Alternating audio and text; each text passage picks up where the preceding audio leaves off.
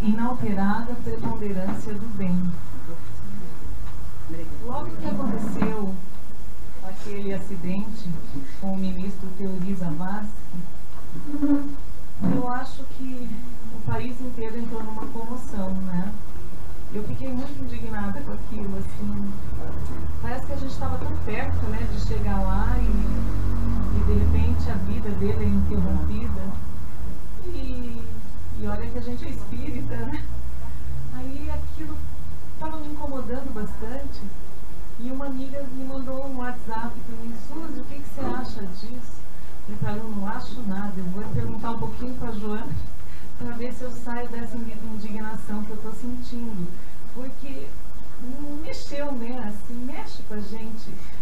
E sei lá, parece que a primeira coisa que vinha assim: não é possível sabotar esse avião, né? Acho que é aquela pergunta que paira no ar, mas Deus é Pai, é soberanamente justo e bom, e nenhuma folha cai sem a permissão dele.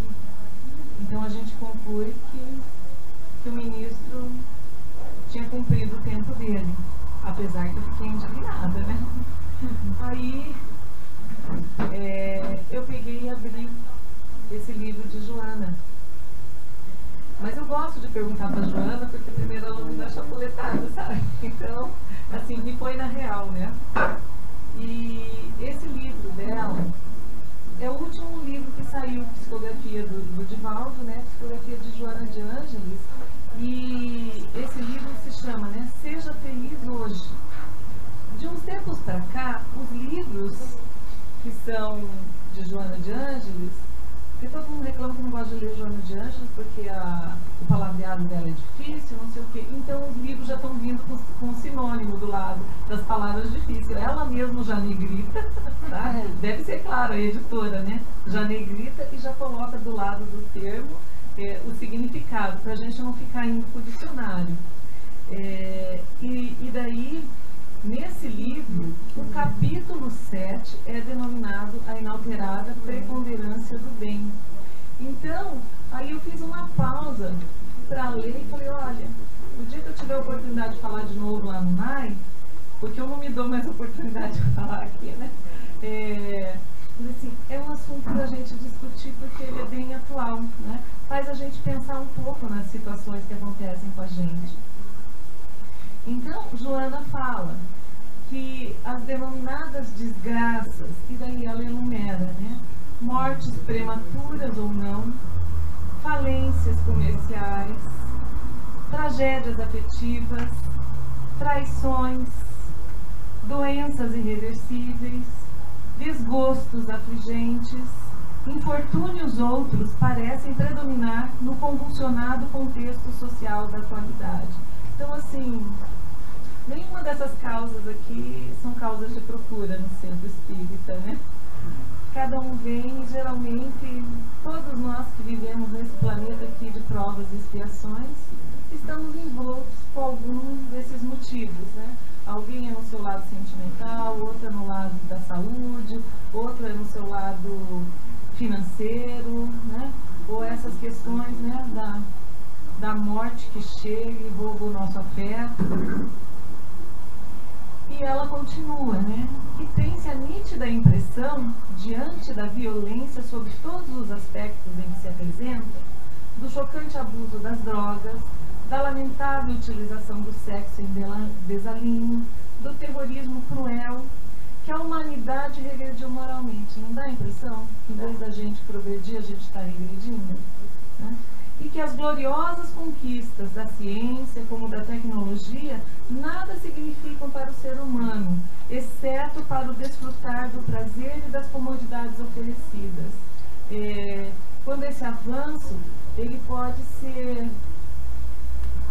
e deveria ser usado para melhorar a nossa qualidade de vida, né? Para melhorar os nossos destinos. E a gente vê, e é claro que a mídia anuncia o tempo todo, então o que chama a atenção é a tragédia, é a doença, é o cataclismo, né?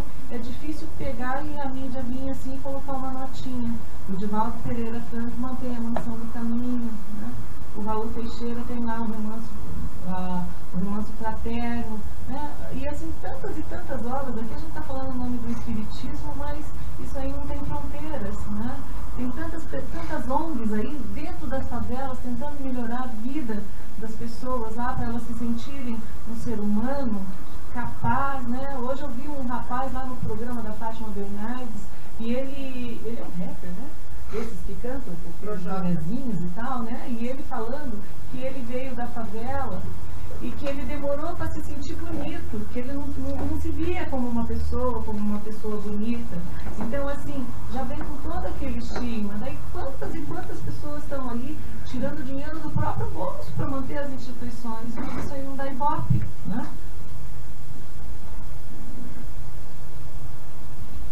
E Joana fala, né, que o utilitarismo insensível usa as pessoas e as descarta com facilidade e indiferença, coisificando-as e logo as desprezando.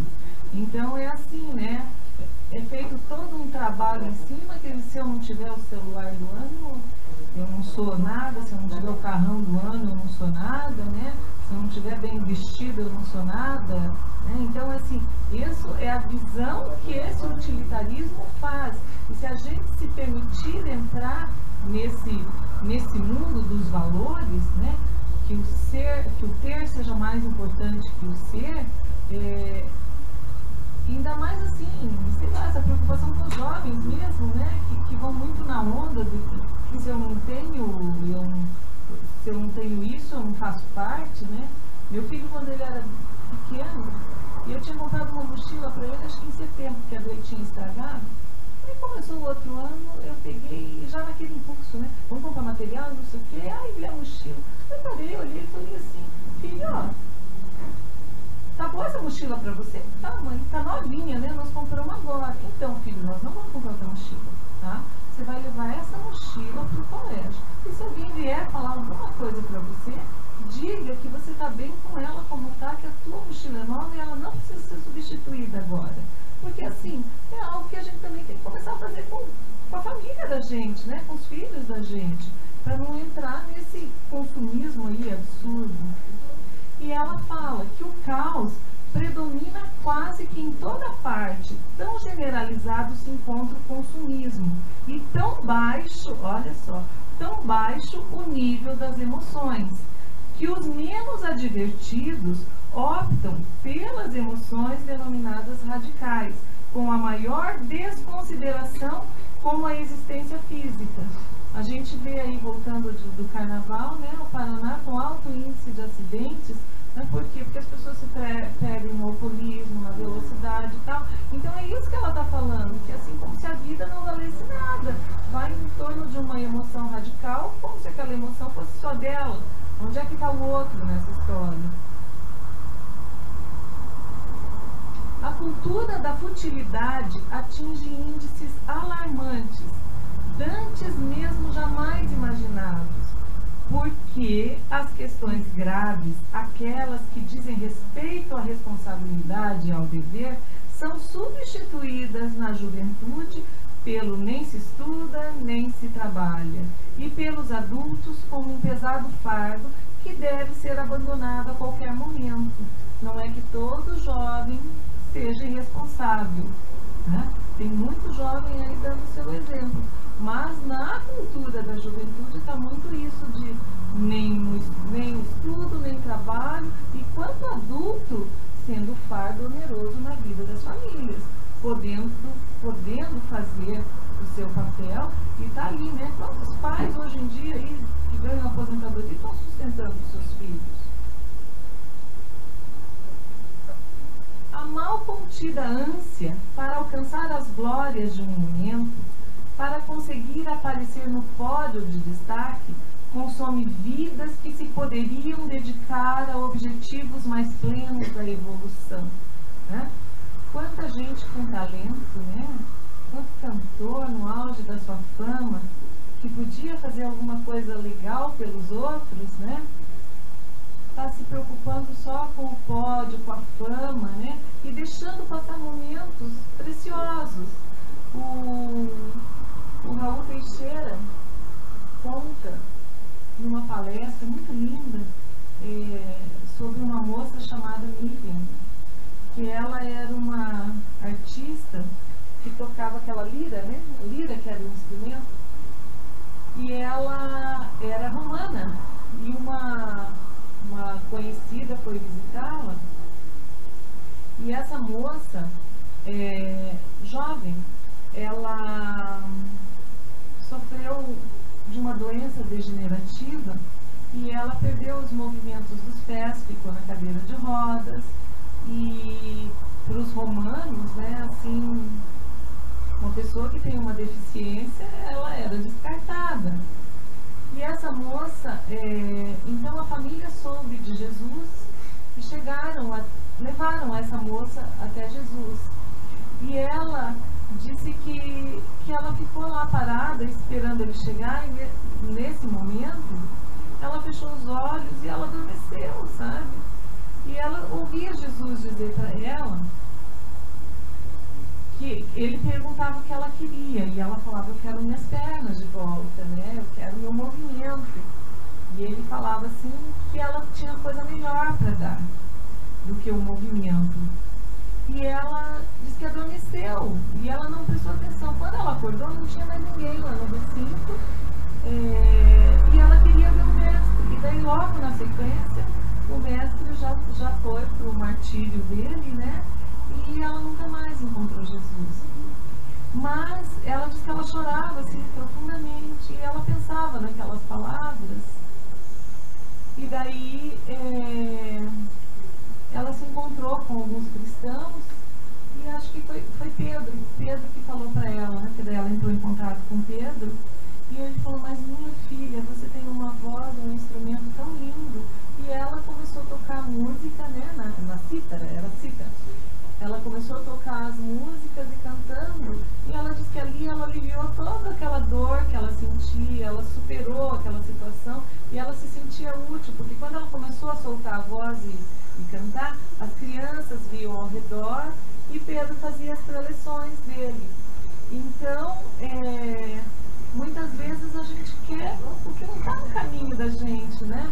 Essa paralisia, se Deus é justo e bom, teve uma causa. Se não é nessa vida, foi numa vida anterior. Mas ela conseguiu, através do dom dela,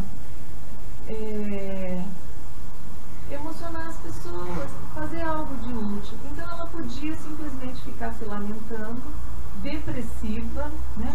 Se martirizando, ou podia virar uma pessoa bastante agressiva, depressiva, agressiva, porque daí fere o outro para não se ferir, né? Joga no outro a responsabilidade de algo que lhe pertence. Então, ela fez algo, né, pelos outros. Então, esse exemplo que Joana está falando é nesse sentido. Da competição desenfreada e sem qualquer escrúpulo, desvaira, anulando os menos resistentes e dando triunfo, mesmo injusto, aos mais hábeis na arte da dissimulação, do parecer e do explorar. É o cenário que a gente está vivendo aí no nosso Brasil, né? Que cada hora a gente vê algo de diferente.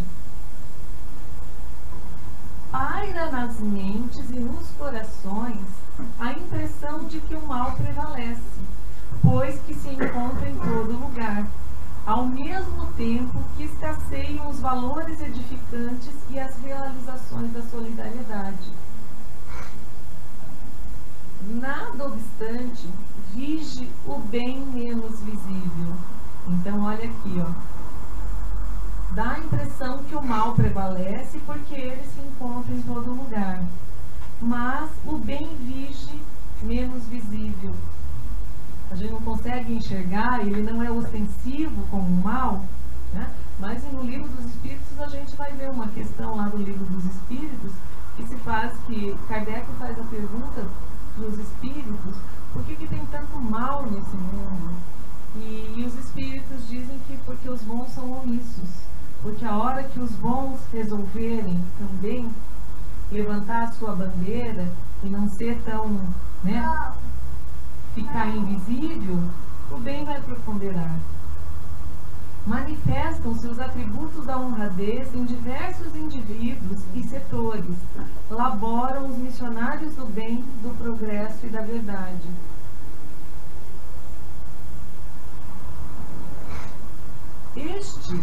Olha só, agora a Joana faz lá aquela interpelação e daí ela começa a pontuar. Este é um período de crise, de transição, de descobertas de outros valores mais importantes ainda não conseguidos. É natural que apresente essas tragédias inegáveis. No entanto, toda a tempestade que destrói, depura a atmosfera, modifica a estrutura existente, reverdece a natureza e a flora como a fauna ressurgem em exuberância. Então, Joana aqui já vem falando que nós estamos nos tempos de transição. E a gente, no espiritismo, né? Só que a gente é imediatista. A gente quer assim para ontem, né? Ah, nós estamos em transição. Dá a impressão que assim, que a transição começou segunda e termina no sábado, né? Como se o mundo fosse feito nos 7 dias, né? Que é a interpretação aí.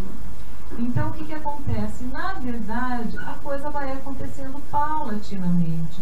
Então, as mudanças, olha só, Império Romano, o mundo grego, né, civilizações, a civilização egípcia, que eram potências. A que foi reduzido? Né? Houve o seu auge e houve a sua decadência. Né? E junto com eles, alguns valores que não pertenciam mais a esse planeta. No Espiritismo, a gente estuda a categoria dos mundos. E dentro dessa categoria evolutiva dos mundos, do mundo primitivo, que é o primeiro, o segundo mundo é de provas e expiações, ao qual nós pertencemos. E como diz a Sandra Pola, nós não estamos por acaso aqui, né? O mundo é de provas e expiações porque nós estamos nele. Né? Então, o que é a característica do mundo de provas e expiações? O mal prevalece. A gente está galgando um degrau para entrar num planeta de regeneração. E o que é o planeta de regeneração? O mal ainda existe, coexistindo com o bem. É assim, é um período de tranquilidade relativa. Então, nós estamos bem nesse processo de transição. E o que acontece? Ela fala que o pântano ameaçador e responsável por miasmas pestíferos, aquele cheiro ruim do pântano, né? Assim como o charco pútrido, não estão amaldiçoados, mas carentes de drenagem e ação benfazeja para transformar-se em jardim e pomar. Então, à primeira vista, a gente olha para o charco, a gente olha para o pântano, fala o que é que de bom pode sair disso aí, né? Só tem lodo, só tem cheiro ruim. Mas o que ela fala? Nada está amaldiçoado, mas está carente de drenagem e de ação benfazeja. Falta uma santa mão que vai lá capinar, que vai pôr um dreno e que vai transformar aquela região, né? O solo desértico necessita ser sulcado, adubado e experimentar alterações com a água, a fim de produzir beleza e utilidade. Não existe no universo a imobilidade. Tudo é movimento que produz alteração de rota e esculpe futuras formas harmônicas. E a gente está preparado para esperar o tempo agir, né? Sulcar e tal. Então, acho que com o tempo também vai surgindo a maturidade. E aquilo que era ansiedade vai se tornando um pouquinho de calma para a gente conseguir presenciar as mudanças, né? Os cânions são o trabalho paciente dos rios, dos ventos e do tempo.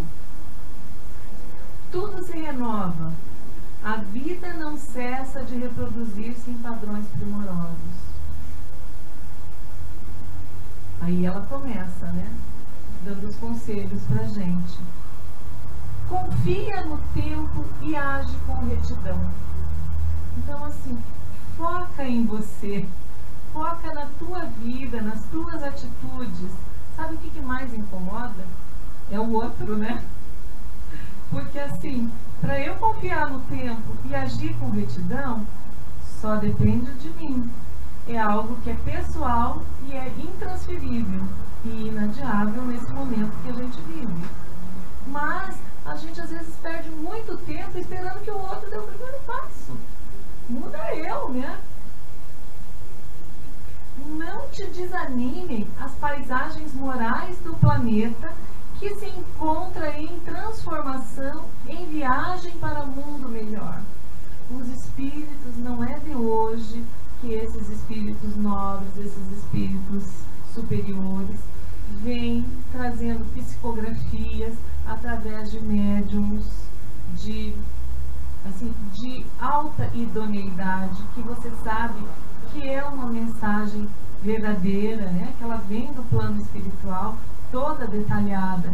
Então, assim, através das mãos de Divaldo Pereira Franco, Joana de Ângeles é a mentora de Divaldo, mas, como diz o César Braga Said num livro que se chama Joana e Jesus, uma história de amor, que é uma biografia que ele faz a respeito de Joana e de Jesus, vai falando das existências dela, e ele fala, né, que Joana não ficou 24 horas em cima do Divaldo, porque senão ele seria uma marionete, né? E ele é Divaldo, ele tem a mente do Divaldo, as atitudes do Divaldo, e ela só está com ele porque ele é Divaldo, né? Então, através de Divaldo vem outras psicografias. Manuel Filomeno de Miranda, ele era da Bahia também. Quando ele era encarnado, ele trabalhava no centro espírita, o foco dele era em cima das questões obsessivas. Então, através de Manuel Filomeno de Miranda, vem muita obra nessa esteira aí das questões obsessivas. E Manuel Filomeno de Miranda, Divaldo psicografou já 3 obras de Manuel Filomeno de Miranda, que elas mais ou menos são gradativas e uma vem complementando a outra nas questões da transição planetária. Então ele já escreveu um livro sobre transição planetária, depois veio o Amanhecer de uma Nova Era e agora por último Perturbações. Então nesses livros, assim, para quem tem interesse de ver como é que funciona, tipo, o bastidor, né, no plano espiritual, dessas questões, como é que se lidam lá, e como é que estão tratando a transição planetária, é sério, gente. É isso que ela fala, ó.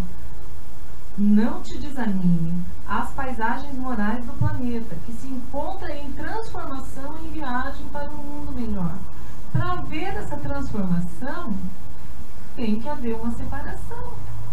O bem tem que preponderar. E assim, é fato que o planeta está evoluindo. E só fica no planeta, só vai gozar da honra de continuar neste planeta. Pode ser que não seja ainda nessa nossa vida, nós ainda vamos reencarnar outras vezes, tá? Mas que a gente faça jus a estar nesse planeta que nos acolhe. Então, esses livros falam muito dessas questões e o que acontece com esses espíritos renitentes que só desejam praticar o mal. É a última chance deles estar nesse nosso planeta, tá? Então, olha, daí na harmonia surgirá a ordem em níveis muito elevados que ainda não podes perceber. Então vem, né? É como assim, uma mãe dando um conselho, né? Filha, não faz assim, espera um pouquinho mais, daqui a pouco tem coisa melhor para você. Não fique tão afoita, né? Sabe? Um pouquinho de calma e de equilíbrio. Ela já percebe o que está por vir, porque é claro que também já vive num mundo mais feliz que o nosso.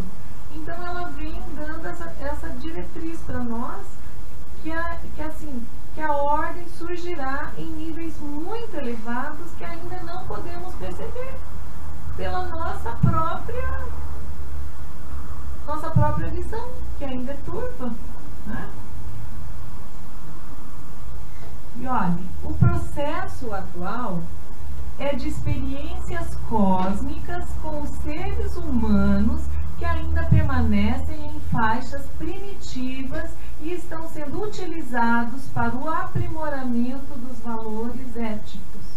Joana fala assim, né, de uma maneira bem poética, assim, né, de uma maneira mais polida, mas o que é que ela está falando para nós? O processo é de experiências cósmicas com seres humanos que ainda permanecem em faixas primitivas e estão sendo usados para o aprimoramento dos valores éticos. Estão coabitando o planeta pessoas que já estão num nível evolutivo um pouco maior, que já passaram por esses estágios primitivos e estão aqui tendo a sua última chance.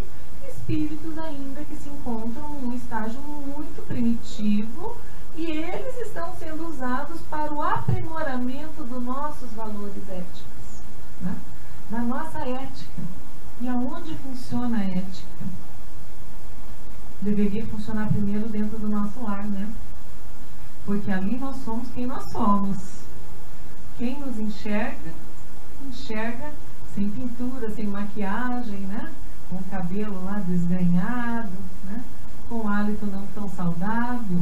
Mas então, a questão ética é fundamental. Toda época de crise prenuncia conquistas valiosas para o futuro. A reencarnação é lei do processo evolutivo e ninguém dela se eximirá. E o que quer dizer então? Lei de reencarnação.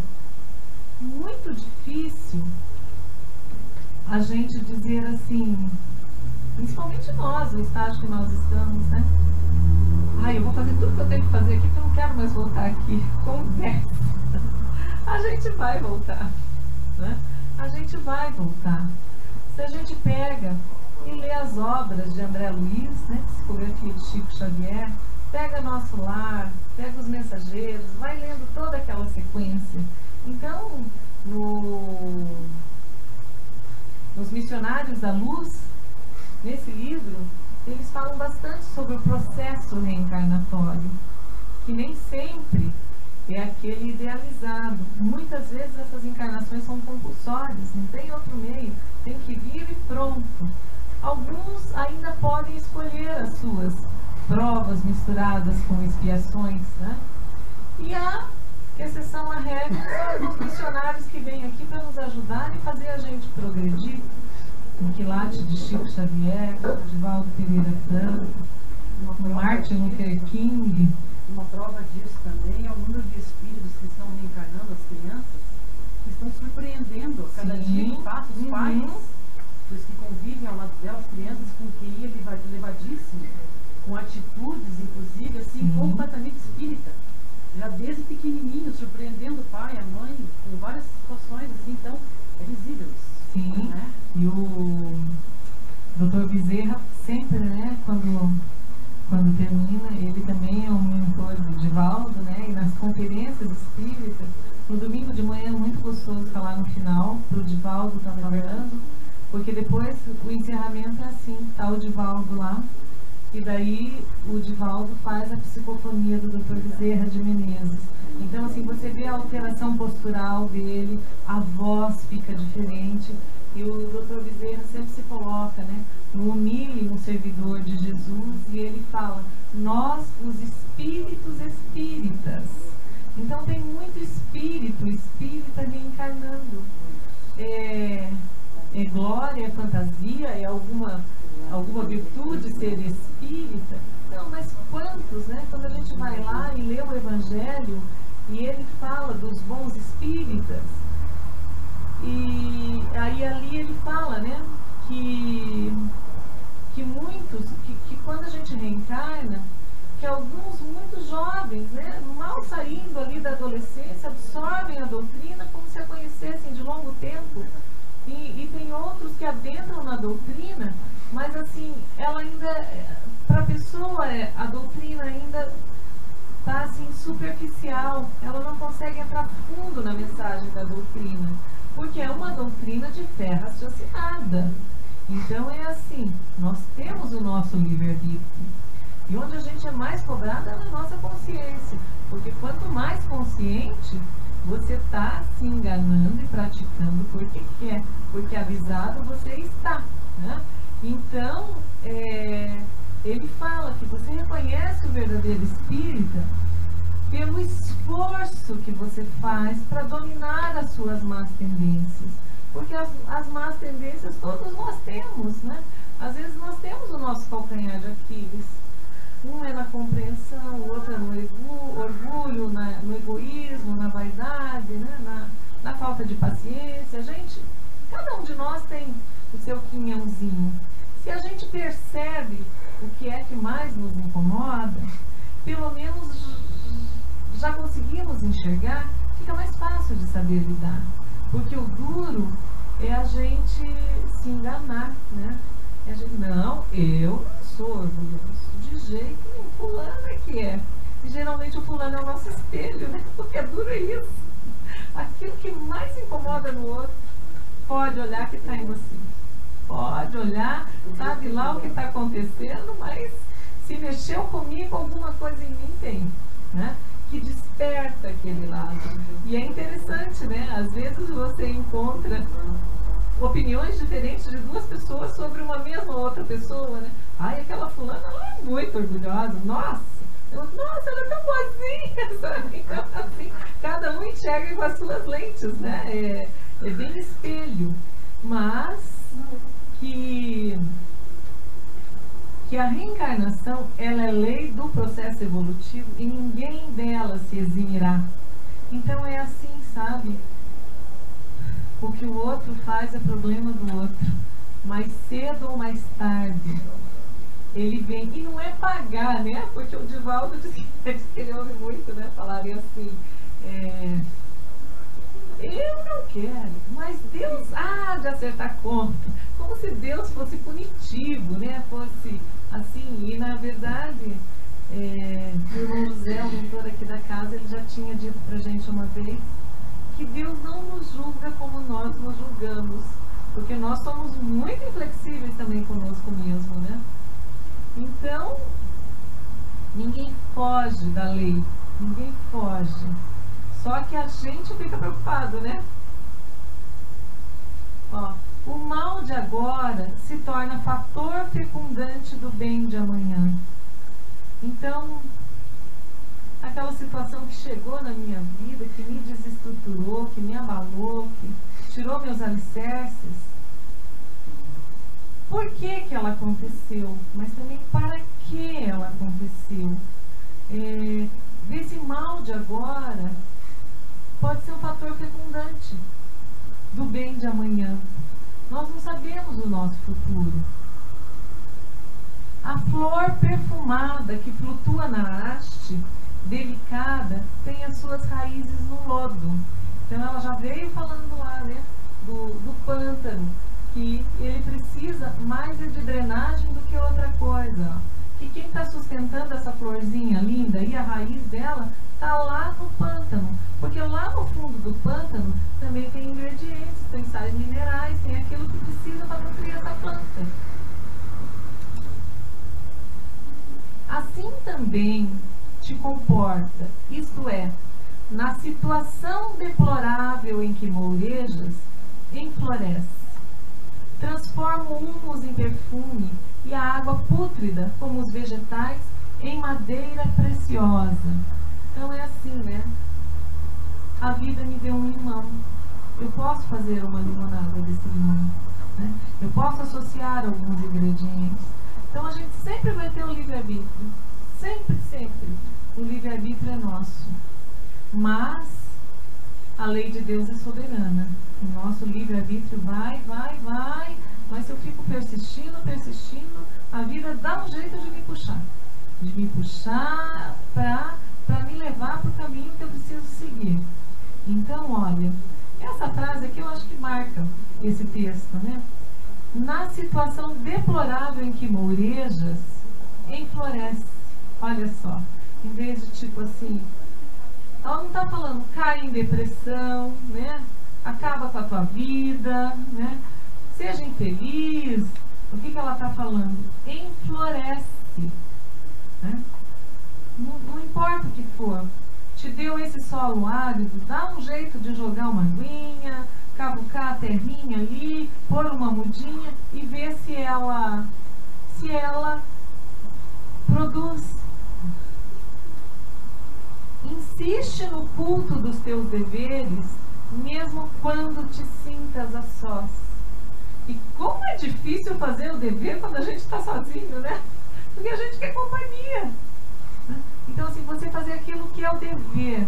O dever é o gigante incolor, né? Tem um livro do Mirey Lopes, um psicólogo, que o livro se chama Os 4 Gigantes da Alma. Ele fala do medo, do ódio, do amor e fala do dever. E o dever ele chama do gigante incolor. Porque o dever é aquilo que é assim, eu preciso fazer mesmo que eu não queira, mesmo que eu não goste. É necessário. O teu exemplo terminará fecundando outras vidas. Joana tem um livro, o primeiro livro que foi lançado chama Mestre de Amor, 1950 e alguma coisa. E nesse livro ela fala, tem um trecho lá que ela fala assim: sem que percebas, és pedagogo de outras almas. E é verdade, né? Às vezes você está quieto no teu cantinho fazendo alguma coisa e nem percebe quanto você está influenciando em outras. E diz que o mais importante é o como somos, né? Não é o como somos, é o que a gente faz, né? Uma psicóloga me disse isso uma vez, que a gente tem muita preocupação com os filhos, com a educação dos filhos, né? E ela me dizia: Suzy, o importante é o como somos, não é o como somos, não é porque é o meu filho, mas o exemplo que ele vê, que está ali, sabe? Pode não florescer agora, mas floresce no momento da necessidade. E daí, Joana veio falar de Francisco, porque Francisco de Assis é uma alma de outro mundo mesmo, né? Para aqueles assim que não sabem, tem um livro que se chama Francisco de Assis, que é uma obra do espírito Miramês, o médium psicografa João Nunes Maia. É um livro clássico no espiritismo também. Então ali nesse livro conta primeiro uma passagem breve, assim, o finalzinho da vida de João Evangelista. E João Evangelista é a reencarnação de Francisco de Assis. Então, olha a bagagem, né? Ele já era o apóstolo amado de Jesus, né? Já vem de quantas encarnações esse ser de luz, né? Em que planeta que ele habita, que ele vive. Esse vive num mundo feliz, né? Joana fala para Divaldo, tem nesse livro aí de Joana e Jesus, que todos os domingos, por 1 hora, ela se reúne com Francisco de Assis. Então, ela sai do mundo que ela está e vai para um mundo mais elevado para ter 1 hora de papo com Francisco. E essa história de vida dos dois já é de outras vidas, né? Na época de Francisco de Assis, como Francisco, Joana foi Clara de Assis. Então é uma história que já vem de tempos, né? E também não importa quem eles foram ou deixaram de ser, mas o que importa é o rastro, o lastro que eles deixaram pra gente, né? Então olha o que ela fala de Francisco, porque ela viveu e foi companheira de existência dele. São Francisco, na fase de sua despersonalização, em extrema penúria, era desprezado e chamavam-no louco. Logo que ele resolveu seguir o chamado de Cristo, né? Ele era um jovem afortunado. O pai dele tinha posses, né? Era um vendedor de tecidos de luxo. E Francisco foi para a guerra, para 2 guerras, porque ele queria buscar Deus nas cruzadas, e foi e tal. E daí ele ouve o chamado de Jesus e ele vai. Então, como o pai diz que então ele não é mais filho dele, que nem as roupas pertenciam a ele entrega a roupa e ele sai, né? E chamam ele de louco, é claro, fica nu ali, daí o padre que vai lá e põe uma capa em cima dele, né? E ele resolve seguir esse chamado, mas o que acontece? Insultado e perseguido, ele sensibilizou outros amigos, o rico Bernardo de Quintavalle, o poderoso Monsenhor Del Catani, que abandonaram tudo também, porque eles viram que Francisco não estava louco, e elegeram a pobreza absoluta e o chamavam com desprezo de loucos. Todos eles foram chamados de loucos. Depois, o lenhador Egídio se lhes associou e com outras mais mudaram a história da humanidade. O pobrezinho de Deus, Joana também em alguns livros fala o paizinho seráfico, todas as denominações que ela dá para Francisco.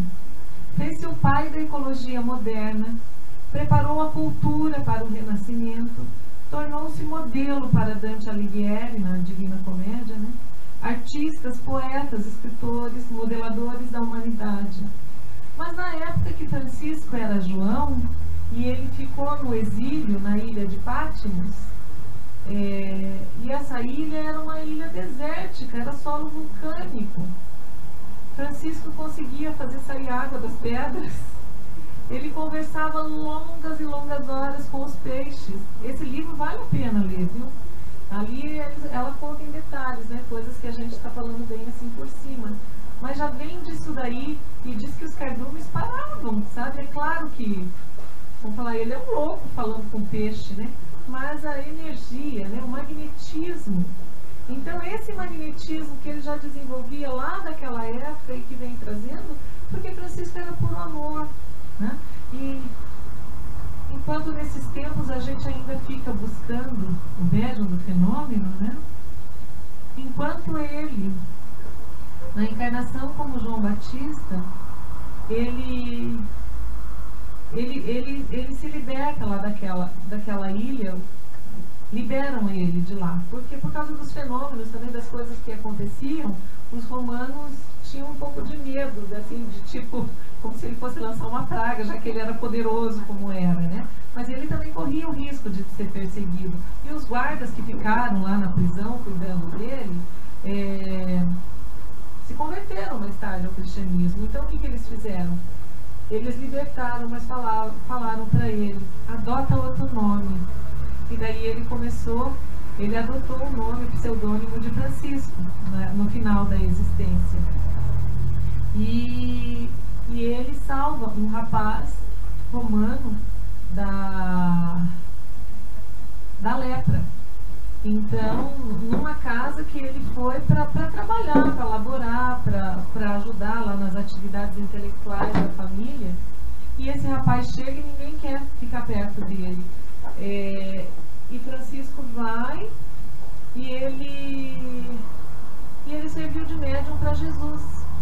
Então, através dele, Jesus efetuou uma cura naquele rapaz leproso. E esse rapaz daí ele foi que seguiu Francisco, seguiu João até o final. E diz que nesse livro ele fala que a casa ficou impregnada de perfumes, os tecidos todos, assim, sabe, tinha um cheiro muito gostoso que ficou naquele ambiente. E daí a família falou que faria qualquer coisa que ele quisesse, compraria propriedades, faria de tudo. E a única coisa que ele pediu foi o seguinte, né, João Evangelista, que daquela casa não saísse nenhuma palavra sobre aquela cura, porque não era essa a missão dele naquela vida. Olha só, né? Enquanto outros às vezes têm um poderzinho, né, de cura de alguma coisa, podem se vangloriar, porque mediunidade é missão, né? Mediunidade é missão. A gente tem que fazer dela um instrumento para o bem e não para promoção pessoal. E aí Joana fala, né?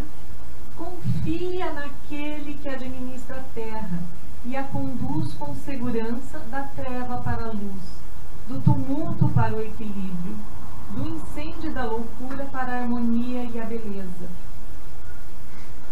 A vitória do bem é inevitável e o triunfo sobre os sofrimentos será brevemente alcançado. Faze a tua parte, porque o Senhor realiza a que lhe diz respeito. em favor da inalterada preponderância do bem. Então, assim, façamos a nossa parte e Deus faz a dele. Só que o caminho é individual. Sabe? É o nosso esforço para galgar a nossa evolução. Aí tem uma frase de Chico que eu achei na internet. E olha, segue fazendo o bem. Não te faltarão espinhos e pedras. Pedras, no entanto, servem nas construções. E espinhos lembram rosas. E daí, hoje eu falei, bom, para fechar, eu vou entrar no site do Divaldo agora e vou ver se tem mais alguma coisa assim que o Divaldo fala no bem, apropriado para o conteúdo desse termo, porque é claro, existe um livro da Joana que chama-se Liberta-te do Mal. Então ali ela fala de muitas coisas, tá? Então esses temas são sempre temas assim que ela vai bater em cada livro que ela vai publicando. E daí eu vou compartilhar com vocês e daqui a pouco vocês vão entender o porquê. Eu achei essa mensagem que foi publicada dia 22 de fevereiro agora no site do Divaldo. Então esse aqui é um texto do Divaldo para um jornal, tá? Foi um artigo publicado no jornal À Tarde, na coluna Opinião, em 26 de janeiro de 2017. Surpresas da existência, o título. Aí o Divaldo fala que na cidade de Évora, em Portugal, os franciscanos do passado, desejando encontrar um método eficaz para fixar-se nos postulados da imortalidade da alma, construíram uma capela com ossos humanos, especialmente de pessoas que se encontravam sepultadas em volta da igreja. Com as alterações naturais do tempo, o recinto que era dedicado às orações, meditação e profundas reflexões transformou-se em um lugar turístico. À entrada encontra-se uma frase muito peculiar: nós, ossos que aqui estamos, pelos vossos esperamos. Então essa igreja está lá em Portugal, nessa cidade de Évora. O Divaldo diz que teve a oportunidade de ir lá conhecer. Então, a entrada está lá, ó, no portal escrito: nós, ossos que aqui estamos, pelos vossos esperamos. Então, quem criou e fez isso foram os franciscanos antigos, tá? Para lembrar o quê? Que a imortalidade da alma tem que viger, né? Então, olha só, mas essa igreja, ela tem uma característica meio tétrica, mas tem, tá? Olha aqui, eu pus a imagem mais amena que eu achei. Se vocês entrarem lá em Évora, a igreja, ela é toda feita com ossos humanos, ó. Esses pilares aqui, a lateral, tem partes ali, tudo com ossos humanos. E é uma característica de outras igrejas lá, porque daí a gente vai no Dr. Google e acha tudo, né? Então eles mostram, mas assim, para mostrar a nossa fragilidade, né? Que a gente está entrando numa capela que tem ossos, mas está escrito lá: nós, ossos que aqui estamos, os teus ossos esperamos, né? Quer dizer, todos nós vamos comendo um buraco. E aí, olha, surpreendentemente é uma grande verdade e deveríamos com certa frequência pensar na realidade que somos espíritos imortais. Observamos que a maioria das criaturas humanas, mesmo aquelas que se vinculam a doutrinas religiosas, vivem como se a sua fosse uma existência eterna, fadada ao prazer e às comodidades como privilégios que merecem. Para que sejam alcançadas essas metas frívolas dos gozos ligeiros, entregam-se não poucas vezes a comportamentos lamentáveis, distantes de todo e qualquer conceito ético-moral de respeito a si mesmo, à sociedade e à vida. Enriquecer, adquirir prestígio social e fama, aumentar o orgulho e a ostentação, zombar do bom senso e das condutas retas, parecem constituir objetivos que devem ser alcançados a qualquer custo. Os desatinos morais e os crimes de toda ordem predominam em nossa cultura, aureolados como normais, tal o cinismo de quem os comete. Esquecem-se que a morte espreita e que a cada momento todos somos arrancados do mapa existencial exatamente quando pensamos estar na máxima segurança. A fatalidade dessas ocorrências nefastas tem afetado o Brasil, numa sucessão de lances dolorosos nos quais mulheres e homens notáveis que trabalham e zelam pelo bem, que confiam no destino histórico da nacionalidade, causando impactos terríveis e dores indefiníveis. Estamos vivendo um desses momentos de crise, cruéis, com a desencarnação por acidente aéreo do excelentíssimo senhor ministro do Supremo Tribunal Federal, Theori Zavascki, cuja existência fez-se caracterizar pela honradez e nobreza de caráter. Essa tragédia dantesca dá-se num momento muito grave no país, quando Sua Excelência deveria prosseguir na tarefa nobre a que se dedicava, trabalhando pela dignidade e justiça contra a corrupção de autoridades insensatas e de outros cidadãos criminosos que se locupletaram nos bens públicos e nos valores que poderiam solucionar os graves problemas do país. Várias hipóteses têm sido levantadas para esclarecer o infausto acontecimento. No entanto, merece considerarmos que nada impede que se manifeste a justiça divina, alcançando-nos a todos, cujos ossos estão sendo esperados por aqueles que edificaram a capela portuguesa. Assim, né? Eu comecei esse texto de Joana por causa do Theori Zavascki. Aí, hoje eu fui procurar alguma coisa do Divaldo, veio o Divaldo falando no Theori Zavascki, né? E assim, olha o final do que ele fala, né? Que está levantando um monte de hipóteses, pode ter sido sabotagem, sei lá, pode ter sido tanta coisa, mas também é isso que ele fala, a justiça divina, né? Encerrando um processo que ele cumpriu com o seu papel, né?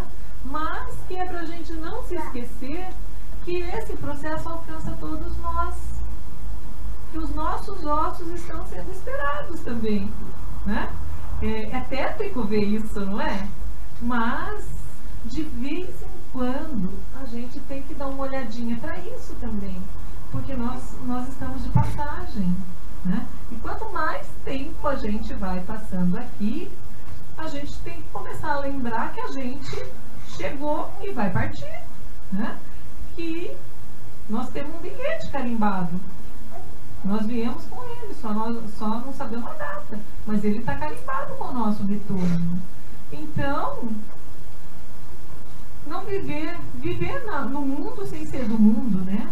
Usufruir dos prazeres que nós podemos ter com o nosso suor, com a nossa labuta, nós podemos ter, nós podemos e merecemos, né? Ter conforto, mas não aquilo que eu estou usurpando do outro em benefício próprio. Para essas insensatezes, nada como um processo reencarnatório. Já pensou a gente despertar lá no plano espiritual e daí ninguém vai ver quantos carros eu tive, quantas casas eu tive, o que eu fiz? Ser doutora não vai valer nada lá, né?